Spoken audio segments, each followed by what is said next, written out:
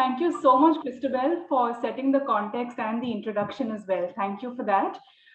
To all those who have tuned in today, good morning, good afternoon, good evening, wherever you have logged in from. It's late evening for me.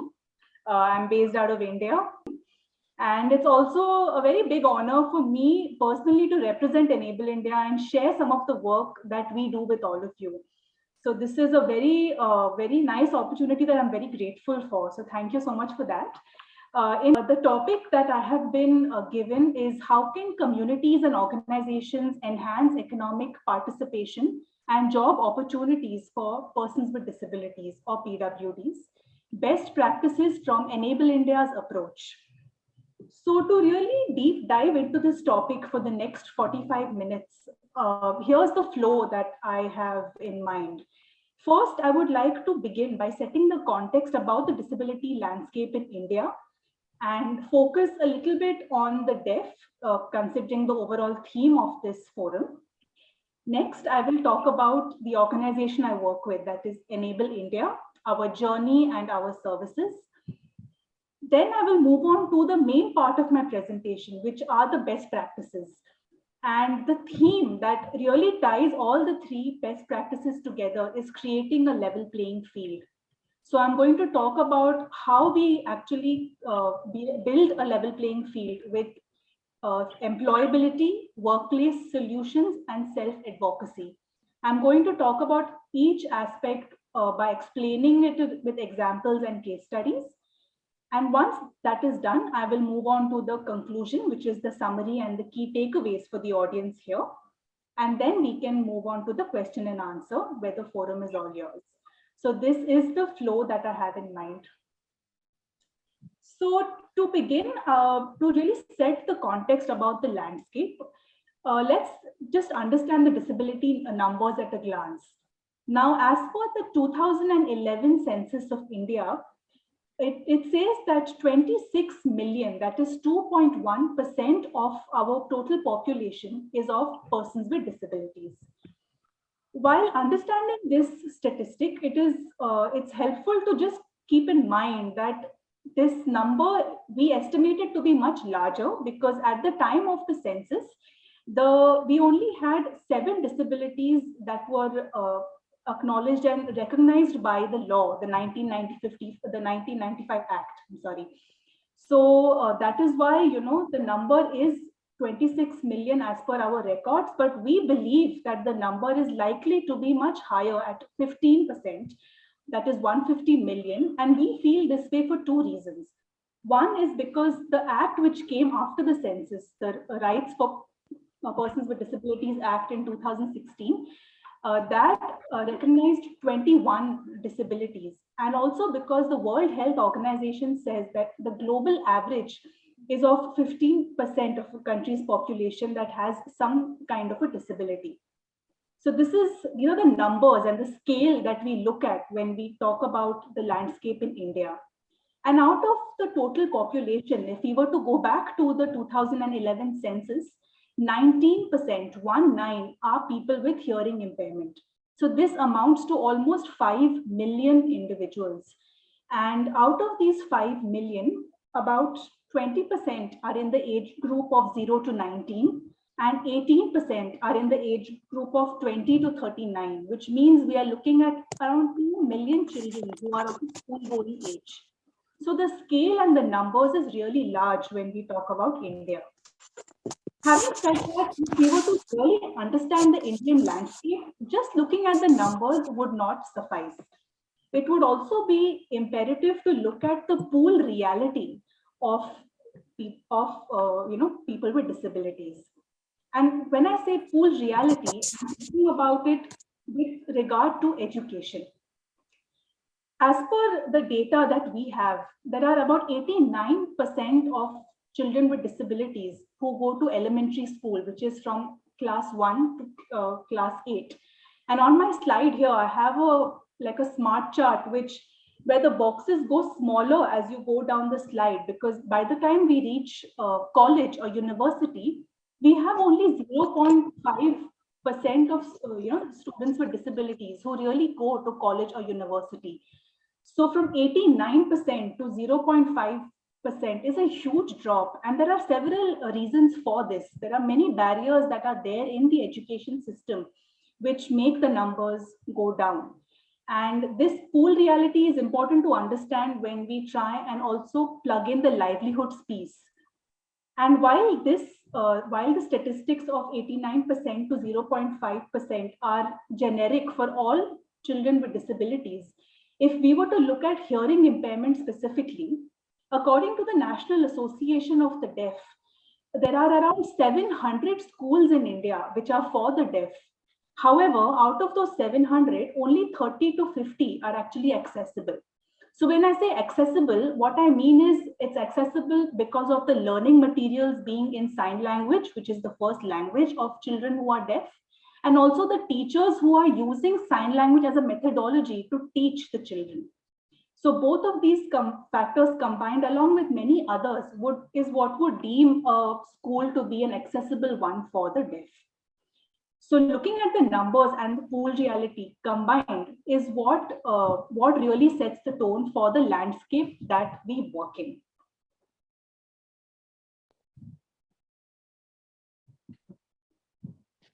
Now, to further understand the landscape when it comes to the deaf specifically, as a country, we have definitely come a long way, but we do have a long way to go as well. And if I were to share an overview of what that is like, I would just like to highlight a few points. The first is that there is still a lack of awareness and access to Indian Sign Language.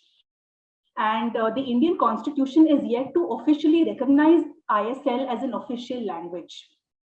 And because of this lack of awareness and access, a lot of hearing parents who have deaf children and even teachers who teach in schools for the deaf still tend to emphasize a lot on oralism, that is speech and lip reading, while educating the children. Now, these are a lot of systemic barriers that we are looking at, but in the last few years, we have been trying to make progress to really disseminate sign language all over the country. Few steps have been taken. The three that I would like to mention today is one, we have the Indian Sign Language Research and Training Center, which was set up in 2015 by the government with an aim to really promote sign language. So that has really helped streamline things. Second is we now have an ISL dictionary, which is also an attempt to standardize the language as far as possible and make education more streamlined. And although the dictionary was launched in 2018, as of now, we are in the third edition of it with over 10,000 words in Indian Sign Language, which is a really big step for us. And last is the National Education Policy, which was launched last year by the government, where they have mandated teaching sign language as a subject, and they have also taken steps to release educational material in sign language. So there is a fair amount of contradiction in terms of how much of it is accessible and how much of it has been promised. But we are, as a country, taking small steps towards it. So the numbers, the pool reality, and the situational context, all of these combined is what I would like to set the context with for the landscape. With this context, I would now like to move on to the next part of my presentation, which is really about understanding Enable India's journey and what we do and who we are. On the slide, I have a picture of our founders, Shanti Raghavan and Deepesh Sutaria. Shanti and Deepesh are both software engineers, and they started Enable India in 1999. And one of the genesis of why Enable India started was because when they were in the US in the 90s working, Shanti's younger brother Hari started losing his eyesight. And around that time, Shanti and Deepesh were really converting their emotion into action, and they were enabling Hari to complete his education and to make him employable.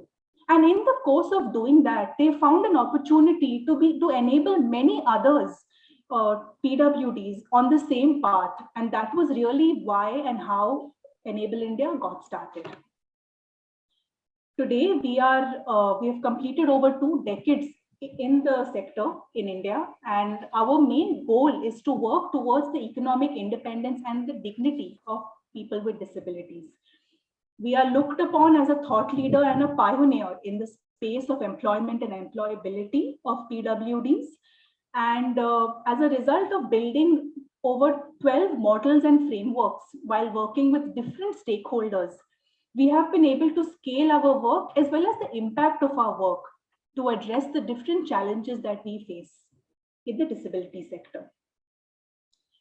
We are one of the few organizations that has worked across 14 disabilities. And while there is a range over there, in my presentation, I'm going to focus on the deaf. So far, we have impacted over 220,000 individuals across stakeholders all over the country. And because we are in it for the sector, we believe in the power of collaborating with other stakeholders, be it companies, partner organizations, and so on. So our work involves taking along many other stakeholders with us in this journey. And at the heart of what we do, which is livelihoods, we're really inspired by the fact that we have been able to open up 291 job roles across 22 sectors, not only in the public sector and of course in self-employment, but also in the open labor market for people with disabilities. In terms of the work that we do towards the UN SDGs, because our core belief is that work is core to human dignity, our work aligns with goals 1, 4, 8, and 10 of the SDGs. On the slide, I have images and icons of all the goals. So this includes no poverty and quality education, decent work and economic growth, and reduced inequalities. So these are the 4 goals to which our work is aligned.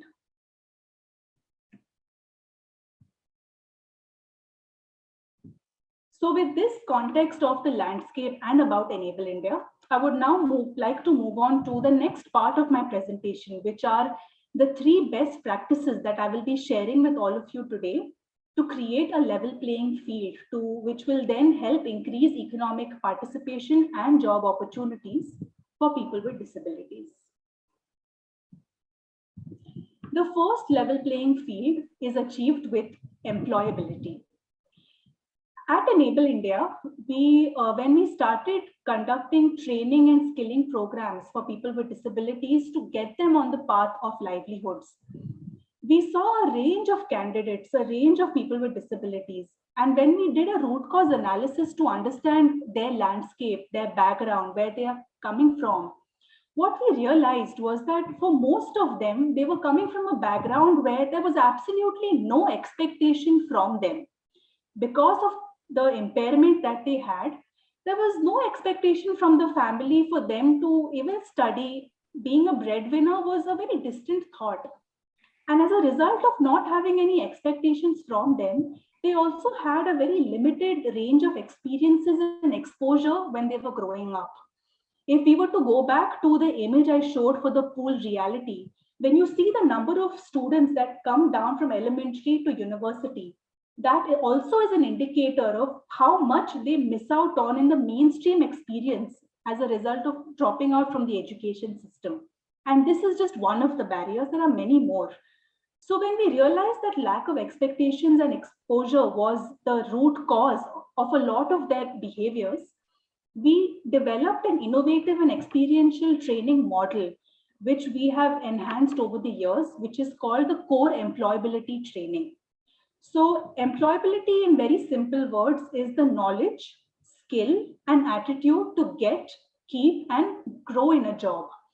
And the whole basis of the training is laid on a foundation where we want to restore agency back to the PWDs or the candidates who come for the training. So there are basically 3 ways in which we restore agency. But before I get to that, I just want to explain the overview of the framework. So the employability framework has 4 broad buckets. The first is we focus on developing the right attitude for the PWD. Next, we focus on developing their job skills. Third, we focus on building the disability related skills. And fourth, we want them to have workplace resilient skills in order for them to get ready for the workplace. So all 4 of these buckets of components put together is the core employability framework of Enable India. And because the heart of this framework and training is to restore agency, there are basically three examples or three ways in which we try and do this. First is rules and responsibilities. Our employability training at Enable India is driven by the candidates. They set the rules, they take up the roles and responsibilities, and they drive the training. Not only do they have to follow the rules, the trainers are also expected to follow the rules that the candidates themselves set. And if we are to look at the background where they don't have experience of actually making their own decisions, making their own choices, their own, they don't have that experience. So for them to actually make rules and responsibilities is a really big step, and they are able to find themselves in the process because this is something they have not experienced earlier. And if there are certain rules that they make, which actually will not work if you take the reality of the workplace into account, they learn by their own experience and their mistakes. They don't really need anyone else to tell them that this rule won't work. So because of it being so experiential, it really kind of, gives them the right competencies and makes them employable. The second and the third are the range of projects that we expect our candidates to do as a part of the employability training. First is the social integration project, and second is the community project. In the social integration project, they are expected to find a problem, or they are expected to find something that they have not been able to do in the past. And they have to actually try and figure out a way in which it can be done. It could be something as basic as taking a bus on your own, buying your own shop, doing your own shopping, for example. It could be basic daily living things like this, which they may not have got the chance to do. And what we tell them is if you cannot convince your family that you are capable of this, then you will not be able to convince your employer that you are also capable of working. So we want to give them the skills and the competency to be their own self-advocates. And when it comes to the third, which is the community projects, from day one, we like to instill in them that they also need to give back to society. After all, they too are nation builders and they too are active, citizens of India. So be it any kind of, volunteering in old age homes, in orphanages, waste segregation, hospitals, we encourage them to really go out and interact with different stakeholders and give back to the community, because this makes them realize that, yes, I have a voice, I have an opinion, and that matters. And that at the heart of it is employability training. And although we do this employability training when they come to Enable India in their as young adults, these are the core principles of employability can also be done when they are at home or when they are at school. It's really applying the ethos of it, which can start when they are young. So that is the first way of leveling the playing field with employability. Now, there are different kinds of trainings that we do when it comes to building the person's employability. The first is something called the University Connect program, which is where we go to universities and colleges for the deaf, because that is really a catchment area for us where we can spend time on doing in-depth training for our candidates. And in a situation like this, there is a level playing field for every stakeholder. On the slide here, I have an image where the student is at the center, the teacher, trainer, parent, company volunteer, employer. These are all the allied stakeholders which play a very big role in our University Connect programs. In order for our students to become employable, the teachers need to include work skills into their teaching curriculum.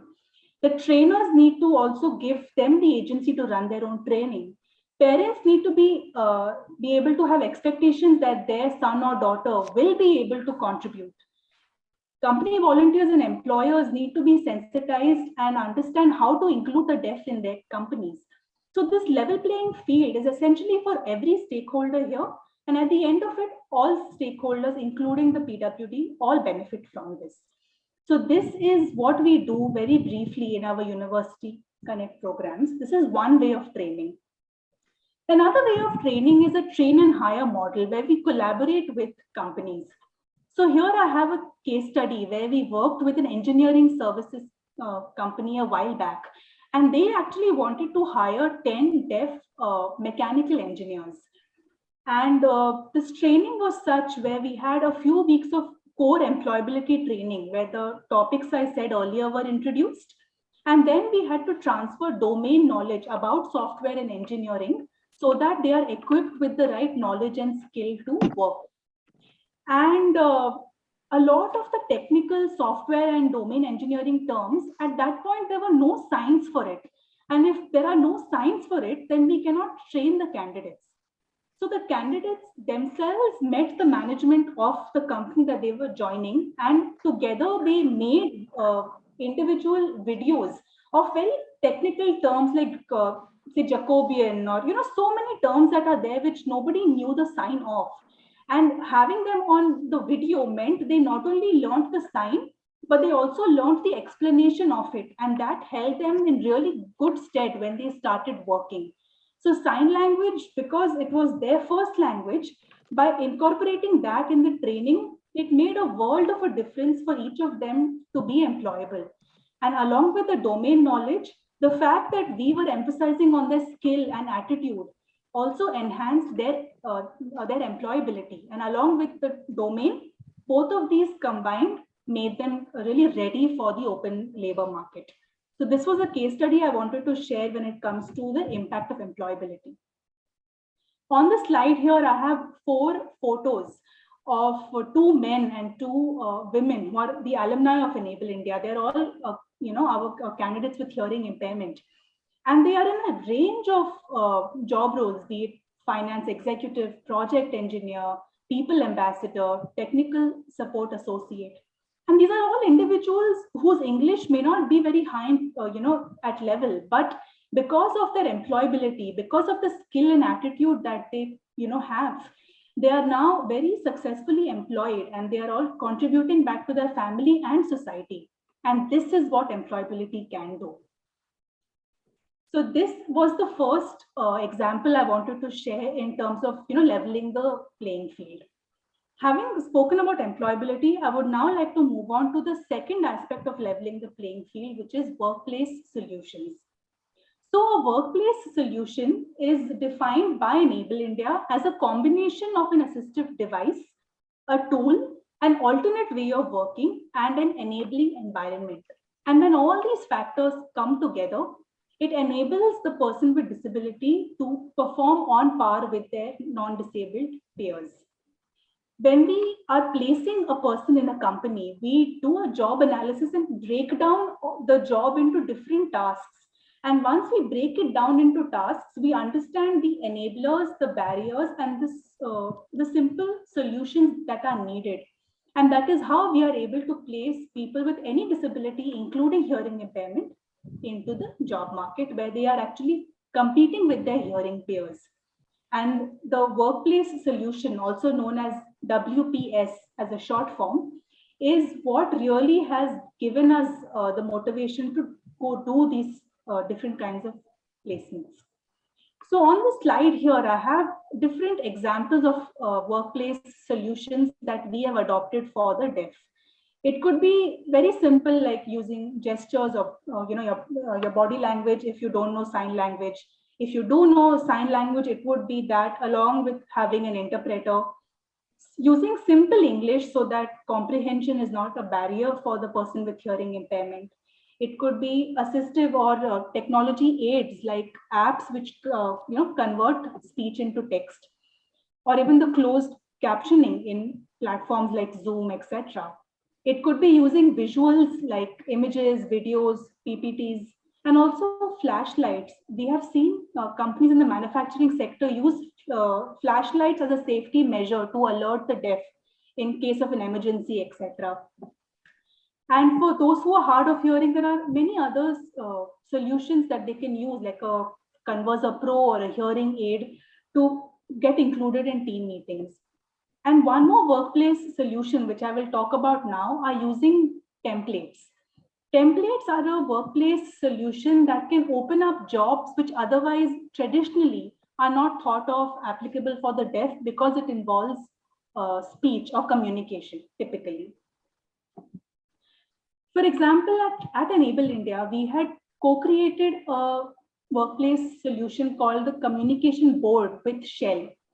At Shell, in their petrol bunks, they often have, in India, it's not a self-service. We have people at the petrol pump who fill the petrol or gas in your cars for you. And this job is typically not thought of as that is something that can be done by the deaf, because it involves talking to the person who is in the car. However, with a very simple template where the person in the car can pick what they want, how much they want, if they want any other services on a board which is wipeable, all that the person who is deaf needs to do is see the board and just get the job done. It's very simple. Because we broke down the job into the tasks, we realized that verbal, it's not needed to have a verbal communication for the job to be done. It can be done using a template. And with an idea as simple as this, we were able to open up 600 jobs, because there are so many petrol bunks by Shell in India where they have a job like this. So, that is the real power or impact of a workplace solution. It can help us open up jobs for people with disabilities. And so far at Enable India, we've been able to open up 159 job roles across 9 sectors in 100 plus companies for people who are deaf. And I'm using the term open up jobs because although the job may have anyway been there, we open it up with making it accessible for a person with any impairment using the right solutions. So that is what I mean when I say open up jobs. So that is how, that is also in a way in which we can help level the playing field. And like I said earlier, although these solutions are very workplace specific, the idea is for the person with disability to own the solution and take pride in the fact that, yes, this solution helps me to be efficient, it helps me to perform. And this is an attitude that, again, we can inculcate in them right from the time they are in school, because each of us, we all need different kinds of solutions to live independently and with certain amount of dignity. So this applies for all, and we can inculcate this from a young age. So this was the second aspect I want to talk about when it comes to leveling the playing field. The third aspect I want to talk about is self-advocacy. Now, typically when we place people with hearing impairment in companies where there is no quota for them to hire, they are hiring purely on the business case that, yes, a PWD can be a contributing member in my organization. Although the openness is there to hire, we do see certain apprehensions from the employer's point of view when it comes to working with somebody who is deaf. They may have their own apprehensions as to how can I communicate, with this person, or I don't know sign language, or I'm too scared to make mistakes if I know very basic sign language. So how am I really supposed to work with this person, get to know this person? These are doubts that's very natural for them to have. And we do try and address the doubts that they may have in a peer sensitization workshop that we do in the initial handholding stage after we place somebody who is deaf in any organization. Having said that, from day one of our training, we instill in our candidates that inclusion is a shared responsibility. So while the employers will take their own efforts to learn sign language and to include somebody, the person who has a disability also can take up the onus of self-inclusion to really help break the ice when they start working. So here, again, we offer different kinds of templates to enable this shared responsibility of inclusion to happen. On the slide here, I have templates of a very simple communication card, which can be used in the first introduction like an icebreaker, where you can write your name, where you're from, the languages that you know, how you would like to be spoken to or written with, if you know lip reading, what you can read, what you can write. Very simple things just for the other person to know you and to know a little bit about your background. This really helps break the ice for the hearing person and also makes it easier for the deaf employee to introduce themselves. This is one example. The second thing that we encourage our candidates to use is something called the I am poster. The I am poster is something we encourage them to actually put up on in front of their desk. And this is a poster where it's not just about the person's impairment like the card, but it's also about where they are from, their hobbies, anything interesting about them. Because we have realized that a lot of hearing people may have a dominant story about the fact that, oh, you cannot hear, or the fact that you are deaf. And that seems to overpower the person itself. And while not being able to hear is a part of the person, it's not the only part. There are so many other parts to who the person is. And we want conversation starters, which can enable the inclusion to happen very organically. And an I am poster is one such tool which really helps enable that. To really explain the impact or the power of breaking barriers with self-inclusion, on the slide, I have a photo of an alumni called Prajwal, who is an engineer, a product engineer at a company called TE Connectivity.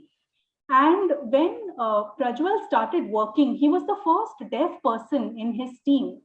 And initially, he was extremely nervous to really communicate with his hearing team members. So what he started doing was he started using very simple messages on his phone to just break the ice and get to know others in his team, to get work done. And once a little bit of a rapport was built and the comfort was established, the team themselves started finding ways to really communicate with Prajwal using gestures, images, etc. And then when they really knew each other well, he took the effort to teach his team members sign language. And step by step, with the N+1 approach, is how he was able to include himself and gain the trust and the confidence of his team members. And the quote on the slide by him says that I am at ease at work now, I am confident, and the manager trusts me with the work that I am given. I have many friends and we have a good time both in the office and out of office. I am excited to continue my career at TE Connectivity. So of course, his educational background, his employability, his just knowledge, skill, attitude, they play a huge role in his journey. There's no doubt about it. But the fact that he is ensuring self-inclusion really makes it easier for him to keep, and sustain in the job that he has.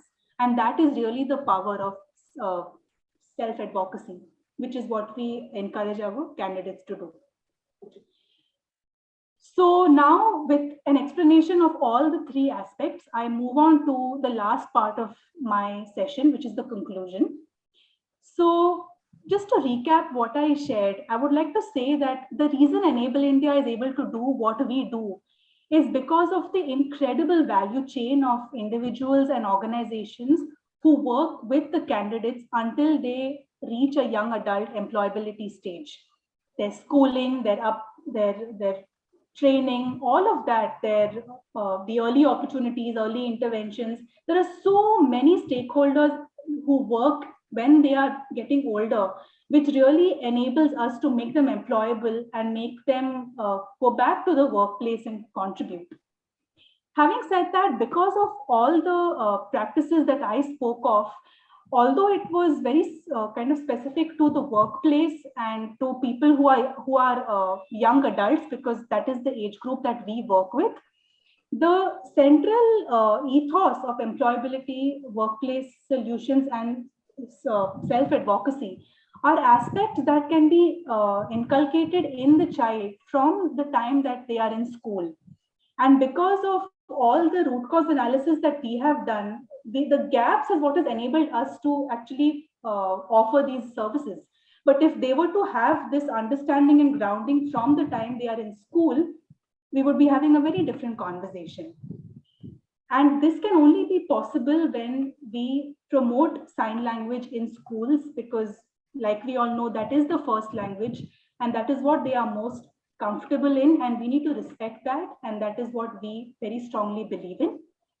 And along with sign language, we also need to make sure that the stakeholders that are involved in this whole piece are includable, which as we define is the ability or the competency to include. So being includable as a parent, as a teacher, trainer, as a person who is deaf, employer, whoever it is, learning how to become includable is a really necessary step to enable the goals that we have. And with this, I would like to conclude with an image that I have on the screen, where I have four boxes with some orange dots, blue dots, and a square. The first is an example of exclusion, where we have one square with all the blue dots inside it and two orange dots outside of it. After that is the segregation, where there are two boxes, one with orange dots, one with blue dots. Third is the integration, where the box with the orange dots is still a box, but it is inside the bigger box with the blue dots. And last is the inclusion, where it is only one box, but the blue and orange dots are all in it together. And by harnessing the power of the collective of all the stakeholders, and by implementing these best practices, and by promoting sign language, we can surely work towards transitioning from exclusion to inclusion. So on this note, I end my session. If you would like to know more about anything that I shared, do send an email to info@enableindia.org. To learn more about our organization, you can log on to www.enableindia.org. A lot of the resources, examples, and the case studies I shared are already available online on our open source platform called Enable Academy, which you can explore at www.enableacademy.org. And to know more about how, as an organization, we are working towards a collective called Hear a Million, where we want to empower the deaf by working with the entire value chain that I spoke of. You can log on to www.hearamillion.org. Hear a Million is the name of the collective. So with this, I end my presentation. Thank you all for being such a wonderful audience. And I would now like to open it up for any questions. In what way does orientation and training give opportunities to people living with disabilities? Sure. Thank you for that. So in terms of the orientation, one of the ways is by working with the universities and colleges, where we orient the candidates and really serve as the bridge between the students and the employers. And the other thing is we engage with a lot of employers for different awareness and sensitization activities to really make them aware about just what inclusion is all about and disability inclusion is all about.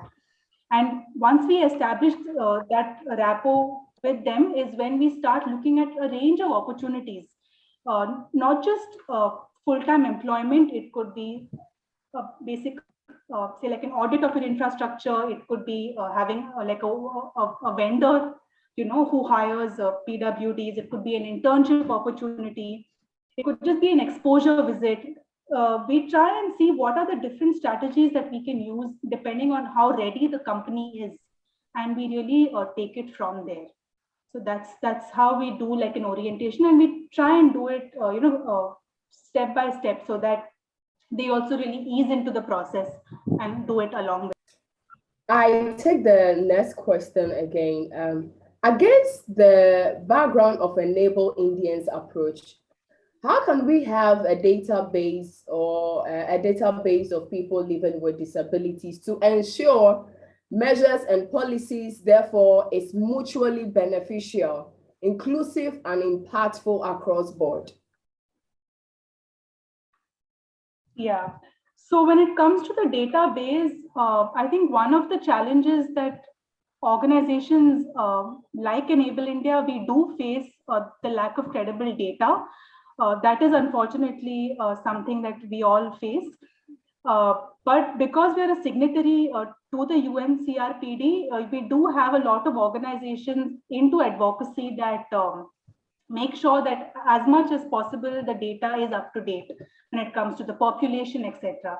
When it comes to the data for us at Enable India, we do have like a job role database where we keep track of all the jobs that we have opened up and for which disabilities, which companies, what skills are required, what educational background is required, so that enables us to keep on opening up jobs for people with a range of impairments. So that's the database that I can think of. I don't know if I've answered the question. If you feel like there's anything else that I have missed out on, I'd be happy to add. How do we make sure that there is equitable job distribution for people living with disabilities? Got it. Equitable job distribution for people with disabilities. Absolutely. Thank you for asking that.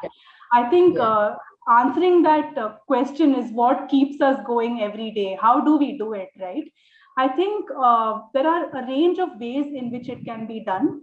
One is if you look at the government jobs, they already have a quota where they hire PWDs. But the way we can make it equitable is to ensure that although they are hiring, they are not hiring because of the quota, or even if they do hire because of it, they are offering the right solutions to make that job a key part of the organization. So it's not for tokenism, but you hire because they will make it a much more productive workforce. In terms of equitable distribution in the open labor market, I think the things I spoke of in terms of employability, solutions, and advocacy are just a few, but there are many more that we need to offer so that it is equitable for the people who are competing with the non-disabled. So I feel like it can be equitable. For now, there are organizations like ours who play that role, but empowering stakeholders for themselves to make it equitable, I think that is what we need to work on going forward.